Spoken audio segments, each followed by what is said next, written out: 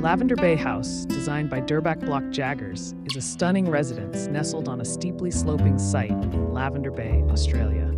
The home features a two-story stone base that supports a third-story living area, offering breathtaking views of the harbour.